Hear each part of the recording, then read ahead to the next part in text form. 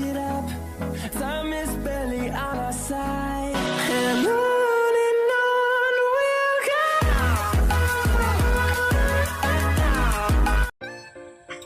Yun, good day mga kalapatids. Ito, halos kompleto na yung mga warriors na training ngayon. Ito yung sa club ng TFC. Ayun na yung dalawang off color. Ito, second lap fan race, kaso di natuloy mga kalapatids.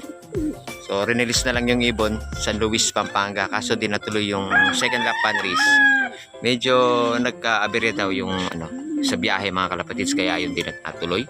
Tapos naman dito sa club ng CRRPC, ito, kompleto na rin yung mga warriors ko rito. Bali, 4 yung sinakay. 1. Ayun yung sinali natin sa 3 laps fan race naman sa team ng CRRPC. Ayun, sa pares dyan. Ayun, nasa rank siya. Nasa rank 7 siya ngayon. First lap, San Simon, Pampanga. Good job, boy. Ito, yung iba nating na training, ito na. Kompleto na rin sila. 1, 2. Ayun yung isa. Ayun.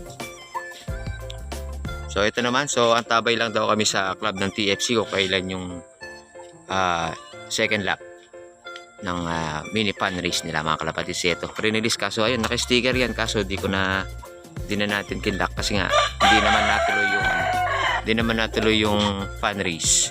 So nagka-abere daw sa daan mga kalapatids. Ito na lang, ito, yung isa natin sinali, no? So ayun, tinignan ko kanina kung sa YB nasa rank 4 siya.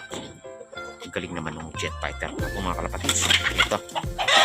So yung iba yan, pinakain ko na. So mamaya bibigyan natin ng pang recover mga kalapatids. Ito, kaya ko muna magpahinga dyan. Yun, isang mabilisang update lang sa Dongskilop Official.